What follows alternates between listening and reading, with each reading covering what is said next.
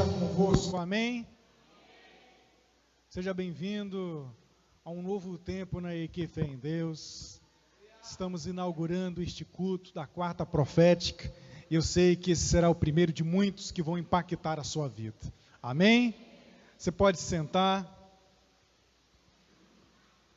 Olha, queridos, temos orado muito por esse culto. E creio que Deus tem para fazer grandes coisas. Você pode... Quantos perceberam já a diferença? Só de você entrar hoje nesta igreja aqui, você já percebeu uma unção diferente, amém?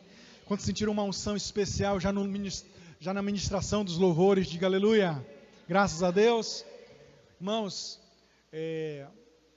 nós temos uma palavra onde nós queremos trazer uma ministração especial na sua vida, onde aqui nós teremos uma liberdade maior para nós glorificarmos, exaltarmos ao Senhor Jesus, com um pouco mais de tempo do que diferente do culto de domingo, onde às vezes nós temos muitos convidados, visitantes, e hoje nós temos esta palavra para você, que tem como tema, não apague a chama do Espírito. E você pode perceber que nós começamos diferente. Eu não pedi para você ficar em pé, não falei para você abrir a sua Bíblia, porque nós vamos fazer diferente, nós vamos citar os versículos bíblicos, mas sem seguir uma liturgia, deixando que o Espírito Santo venha falando poderosamente com você. Eu quero que você permita que o Espírito Santo venha ministrar sobre a sua vida e deixe claramente a palavra de Deus penetrar. E tome nota dos versículos que nós vamos mencionar aqui nessa noite. Não, é claro que não vai dar tempo de que você venha abrir a Bíblia, nós venhamos abrir a Bíblia em todos esses versículos, por isso que é importante você sempre procurar trazer uma caneta, um papel, principalmente agora nos cultos da quarta profética. Você que tem um aplicativo, você pode usar o menu anotações, onde você pode fazer lá mesmo e ele fica salvo nas nuvens do aplicativo. O tema é: não apagueis a chama do Espírito. E aí você pode perguntar: pode alguém apagar o fogo do Espírito Santo? Pode alguém apagar a chama do Espírito Santo? Alguém pode ter essa audácia de fazer isso? Então, por que esse tema então, pastor?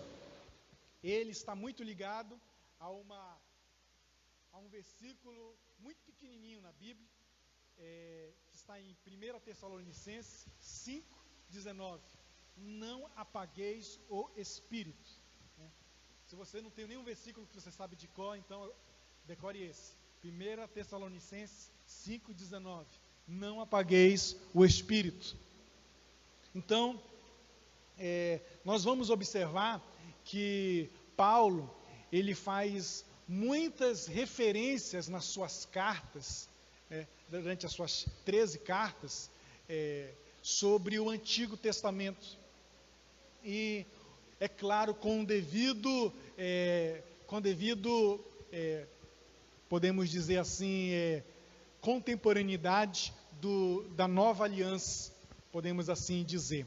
Isso mostra que o apóstolo Paulo tinha muito conhecimento das Sagradas Escrituras, porque ele usava o Antigo Testamento. Na verdade, eles eram o Novo Testamento que estava sendo escrito. Então, ele tinha muito desse conhecimento. E a verdade é que alguns dizem: não, o Antigo é mais importante. Outros: não importa o Antigo, tem que ser o Novo agora. Queridos, se o Antigo Testamento não importasse, não estaria aí na Bíblia, nós só teríamos o Novo Testamento e pronto. A verdade é que o Antigo, ele ilustra, o Novo Testamento, o que viria a acontecer, enquanto o Novo Testamento, ele explica, tá certo, o Antigo Testamento, tá certo? Então, o Antigo ilustra o Novo Testamento e o Novo Testamento explica o Velho Testamento. Então, podemos observar essa expressão que o apóstolo Paulo usa em uma de suas cartas ao Tessalonicenses: não apagueis o Espírito. apesar que o fogo é um dos símbolos do Espírito Santo, o apóstolo Paulo, ele não estava fazendo referência no sentido de apagar, né? Mas podemos dizer que ele estava usando aqui uma linguagem figurada, uma linguagem metafórica. É como se ele pudesse dizer, não deixe de suprimir, não abafe, né, a influência do Espírito Santo na sua vida. É mais ou menos isto que o apóstolo Paulo quis dizer, né, na sua carta. E na verdade, várias da sua carta ele usa várias expressões do Antigo Testamento. Mas você pode perguntar, por que então o apóstolo Paulo usou essa linguagem? Por que essa linguagem foi usada? Porque ele não usou uma linguagem literal. Queridos, o autor do livro de Hebreus, ele também faz referência a uma tipologia bíblica, que é o tabernáculo. E lá no tabernáculo, ele, no capítulo 9 de Hebreus, ele tem umas expressões dizendo que o Antigo Testamento, na verdade, ele usava de ilustração, tá certo? Para o Novo Testamento. Diz que outra expressão que está lá em Hebreus capítulo 9, que está escrito assim, o Espírito Santo dava a entender que, ou seja, o Espírito Santo estava querendo anunciar algo que viria a acontecer antes. Amados, eu não vou falar aqui dos significados todos do tabernáculo da antiga aliança, porque isso é para falar às vezes em um ano, né? É riquíssimo de detalhes e eu gosto muito desse assunto. Apesar de eu gostar muito, nós não temos tempo de falar, e eu vou falar algumas coisas aqui para nós podermos entender o que o apóstolo Paulo quis dizer, que não apagueis o Espírito, que referência ele estava fazendo ao tabernáculo. E a verdade também é que no próprio Hebreus, no capítulo 10, do versículo 1, diz que a lei, ou seja, o Antigo Testamento, traz apenas uma sombra dos benefícios que hão de vir e não da realidade. Por exemplo, o tabernáculo da Antiga Aliança, alguns de vocês sabem aqui, a principal divisão. Eles tinham o quê? O átrio, que era a parte externa, era o pátio, tá certo? Era o pátio. Tinha o lugar santo, o santo lugar, que podemos dizer que seria essa parte que vocês estão, e o Santo dos Santos, que seria mais ou menos essa parte que eu estou, onde era dividido, onde tinha aqui uma espécie de véu, uma cortina que separava, que não dava para ver, e nela estava a Arca da Aliança. Mas em cada dessa parte do tabernáculo haviam utensílios, e cada um desses utensílios haviam outros objetos dentro, para você ter uma ideia. E as cortinas tinham argolas, tinham cores, o chão tinham bases, tinham as medidas que Deus ordenou para que fizesse. Olha, vai ser dessa medida aqui, e tudo isso tinha um porquê. Porque Deus então lá no átrio ordenou que tivesse um altar, o altar de holocausto, onde seria feito sacrifício. Esse altar ele tinha que ser quadrangular, né?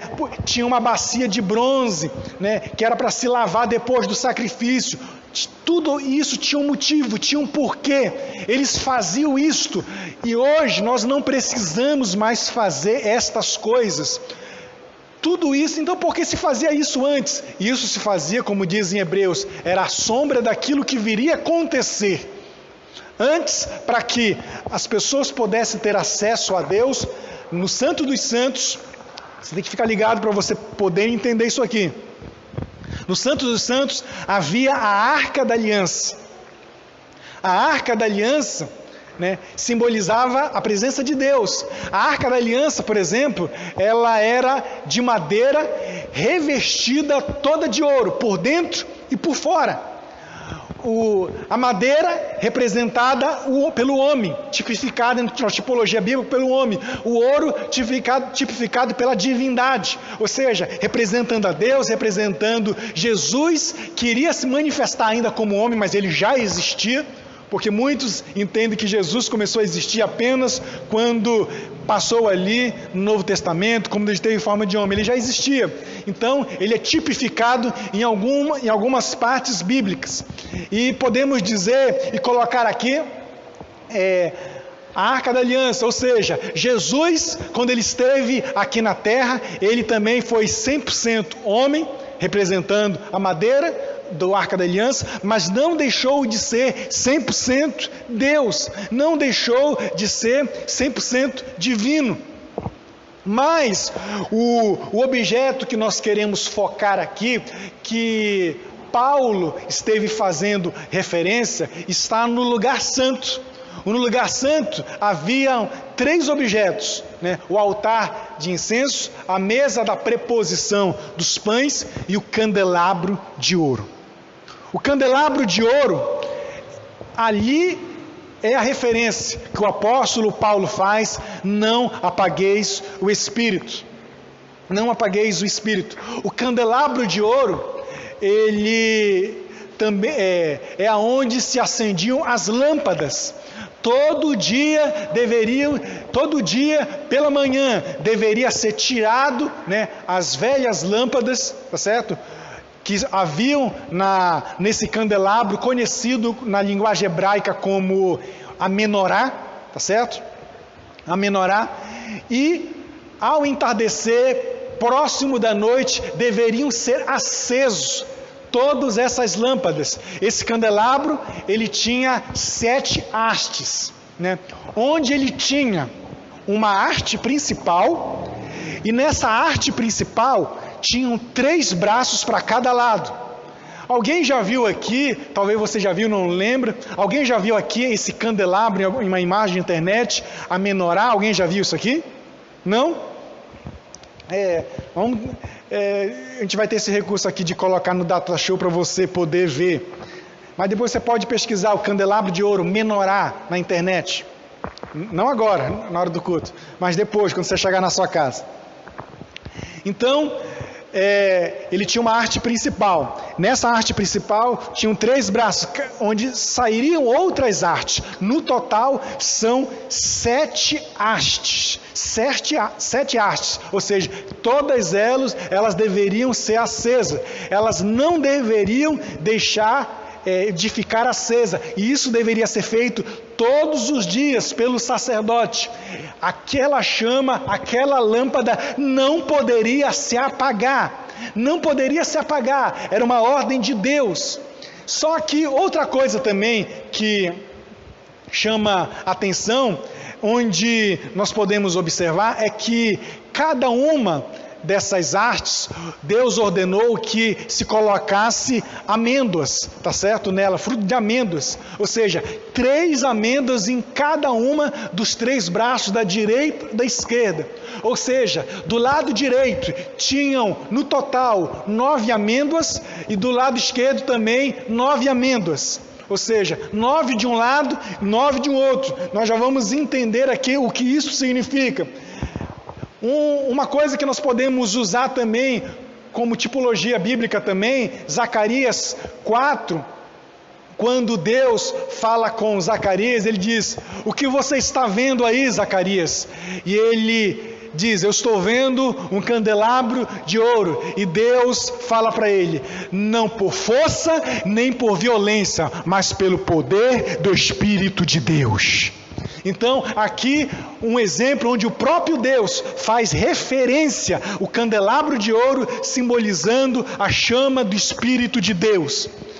E nós vamos ver também, em relação à frutificação, nós vamos ver que a própria vara de Arão, quando ela floresceu, tá certo? Ela deu frutos, e isso simboliza frutificação.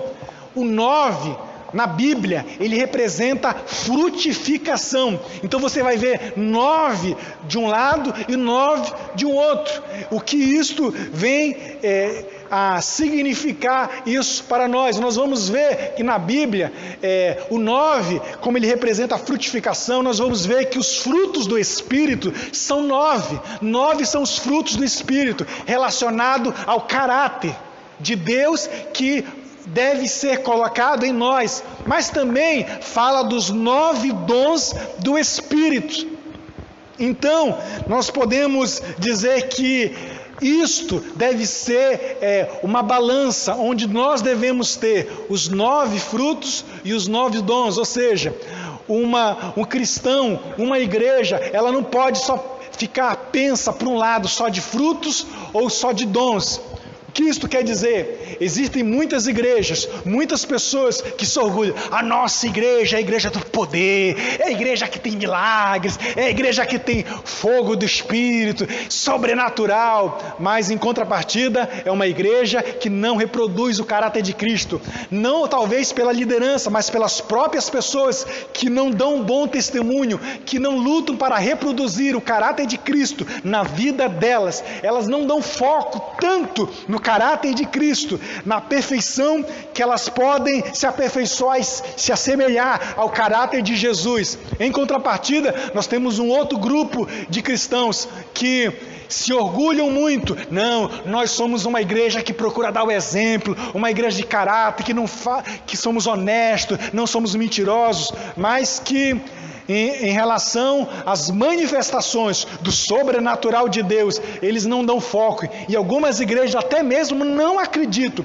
nessas manifestações do sobrenatural de Deus.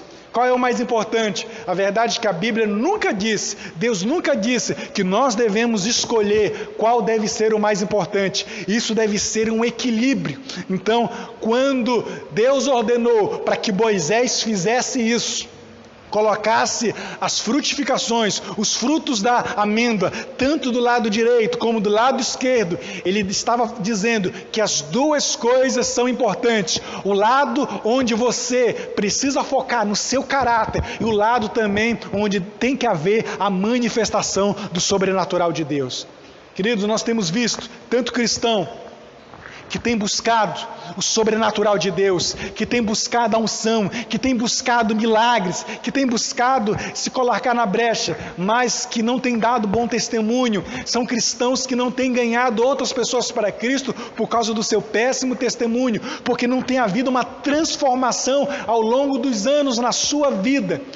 Mas também existe um outro grupo de cristãos que eles têm até mesmo procurado lutarem para reproduzir o caráter de Cristo na sua vida, mas eles não têm se permitido serem usados, serem instrumentos de Deus. Não, tá bom aqui eu no meu lugar. Não, já tem outros para fazer isso. Tem um pastor, tem os auxiliares dele, tem outras lideranças. Não, eu tenho que dar um bom testemunho, eu tenho que levar apenas o dízimo, eu tenho que estar ali frequente nos cultos. Essa é a minha participação. Então ele acredita nisso, que apenas ele deve focar a manifestação dos frutos do Espírito e não dos dons do Espírito. Queridos, quando Deus começa a dizer, não apagueis o Espírito, a frase está no imperativo, a frase está dizendo uma ordem, a frase está dizendo, apontando para mim e para você, porque no que depender de Deus, a unção foi liberada, a chama do Espírito Santo está aí, mas nós precisamos tomar a iniciativa para que esse fogo do Espírito Santo, a manifestação dos frutos e dos dons, tem que depender de nós, queridos, porque se a manifestação do sobrenatural de Deus, dos frutos do Espírito, dependesse somente de Deus, nós teríamos as igrejas tudo perfeitas, nós teríamos, querido, todos os cristãos dando bons testemunhos, mas não depende exclusivamente do Espírito Santo, depende de cada um de nós, depende de mim, depende de você. Depende de cada um, por isso a palavra está implícita, não apagueis o Espírito. Em 2 Timóteo 1,6, o apóstolo Paulo fala a Timóteo, olha, eu venho lembrar para que você venha reavivar o dom que há em ti. Esse reavivar, na linguagem mesmo original, né, do grego, está dizendo que você venha reacender, venha acender aquilo que está se apagando. Não deixe apagar. É para que aquela chama, como que quando você está fazendo aquele churrasco, né? Tem aquele carvão lá, está quase para apagar, aí tem que colocar um novo carvão, né? Tem que saber mexer lá, né? Trocar o carvão, usar tudinho, para que aquela chama venha continuar. Da mesma forma, querido, nós precisamos não deixar que a chama do Espírito Santo venha apagar na nossa vida, porque de depender dele, a chama está aí, o poder já foi liberado, o sobrenatural já foi liberado. E o apóstolo Paulo estava dizendo isso, ele também declara em 1 Timóteo 4,14, também ele diz a Timóteo: Timóteo, não despreze o dom que há em ti. Ele está dizendo, não deixe esfriar o dom, o ministério que eu coloquei em você. Não deixe apagar isso. Eu quero dizer para você hoje, igreja, não enterre o seu talento. Deus te chamou para grandes coisas. Eu louvo a Deus por você que tem reproduzido o caráter de Cristo, tem dado bom testemunho, tem andado em vitória, tem sido marido de uma só mulher, tem sido fiel a Deus no dízimo, tem dado bons frutos, tem sido paciente, tem tido domínio próprio, tem tido mansidão. Mas Deus também quer que você venha reproduzir os dons que Ele colocou sobre a sua vida. Não é apenas para você ficar sentado. Deus te chamou para grandes coisas. Deus está levantando homens e mulheres para esse tempo também. Ah, pastor, eu vejo Elias, Moisés, grandes homens. Meu irmão, eles foram homens para aquela época. Deus separou, eram homens como nós, carne e osso, com as suas limitações, com seus defeitos, e naquele momento foram homens e mulheres também que se sacrificaram, homens que não se venderam a esse sistema, homens que não se corromperam, mas deram bom testemunho, se colocaram na brecha, foram instrumentos de Deus, foram deles. E hoje, meu irmão, Deus também quer levantar homens e mulheres para esse tempo. Teve o tempo de Moisés, teve o tempo de Elias, teve o tempo de Paulo. Hoje é o teu tempo. Deus não te chamou para ficar sentado. Não despreze o dom que há em ti. Deus, cadê os homens e as mulheres que Deus está chamando para esse tempo, que dão bom testemunho? Meu irmão, está cheio de gente aí com péssimo testemunho, impondo as mãos, pregando a palavra. Deus não quer essas pessoas. Deus quer você que dá bom testemunho. Deus quer você, mas como muitos, você tem ficado acovardado, você tem ficado como um tempo Elias ficou na caverna. Elias dava bom testemunho, Elias era um homem de oração, mas em um momento da sua vida, ele ficou na caverna. E muitos homens íntegros, homens honestos, com bons frutos, têm ficado na sua caverna, têm falado como Elias: ah, Senhor, eu estou sozinho, aconteceu isso, aquilo, eu vou ficar aqui mesmo, me mata, Senhor. E quantos têm se acovardado, quantos têm tido medo desse sistema, desse mundo? Meu irmão, Deus está contando com os Elias dessa época, que dão os bons frutos. E sabe o que Deus fez para Elias quando ele estava lá? Ele não fez nada de manifestação do sobrenatural. Ele chegou assim: Elias, que fazes aí, Elias? Sai dessa caverna. E ele esperou a manifestação. Não, eu quero a manifestação de Deus, do sobrenatural, para que eu possa fazer. E aí, de repente, veio com uma espécie de vários fenômenos da natureza que ele podia imaginar que era Deus e não era. Ele, agora é Deus. E de repente, numa brisa suave, ali Deus: sou eu, Elias. Sou eu, Elias. Deus, Ele usa as coisas simples para manifestar o seu sobrenatural. Cadê os Elias dessa época? Cadê os que Deus quer levantar para fazer a diferença nesse mundo? Deus está contando com você. Deus está contando com a tua boca. Deus está contando com a imposição de mãos. Pastor, vocês querem dizer que algumas coisas Deus não está realizando porque alguns não estão orando? orando, não estão abrindo a sua boca. E isso, meu irmão, é isso que eu quero que você entenda. Pessoas ainda não foram curadas, seus vizinhos ainda não foram curados de uma enfermidade. Sabe por quê? Porque você ainda não saiu da sua casa, se ofereceu para impor as mãos e dizer que Deus cura ele. Deus vai te usar para a manifestação do seu sobrenatural. Ele não quer frutos apenas, Ele quer os dons, a revelação do sobrenatural na tua vida. Agora talvez você tenha sido um homem corajoso, um homem que tem sido um instrumento para a manifestação do sobrenatural. Você é daquele que não tem medo mesmo. Mas você talvez seja semelhante a Sansão. Sansão que tinha coragem, Sansão que fazia de tudo. Ele vinha, quantos forem na sua frente, teve uma batalha que ele sozinho, isso é impossível praticamente falando, matou mais de 1000 pessoas. Você já pensou isso, meu irmão? Matar mais de 1000, um só homem? Na unção de Deus. Mas sabe o que acontecia? Sansão não conseguia vencer determinados pecados na vida dele. Sansão, ele tinha coragem, mas faltava o caráter de Deus ser trabalhado na sua vida. Sansão, ele, depois de pecar, ele se arrependia, pedia perdão a Deus. Deus perdoava de novo. Mas aí, depois que Deus perdoava, ele se enchia de coragem e continuava a manifestação do sobrenatural, mas ainda continuava também no pecado. Sansão, ele deveria procurar uma cobertura espiritual, alguém que pudesse auxiliá-lo naquele momento. E talvez você se encontre nessa situação.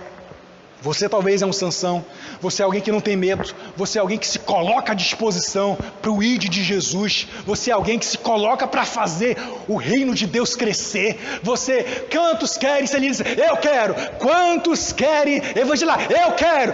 Aí você é homem, quantos querem ir para o de mulheres? Eu quero. Você quer tudo. Quantos querem dançar? Quantos querem teatro? Você é daquele que está disposto mesmo. Mas meu irmão, você é daquele, meu irmão, que você tem também que deixar que os frutos do Espírito sejam evidentes na tua vida. Esse lado precisa também ser uma realidade. E nós apagamos a chama do Espírito. Quando o apóstolo Paulo fala isso, é quando estas coisas, que essas nossas atitudes, nós apagamos a chama do Espírito Santo. Nós apagamos a chama do Espírito. Eu pergunto mais uma vez, nessa noite, cadê os profetas, os Elias, que Deus quer levantar a partir de hoje à noite? Diga amém.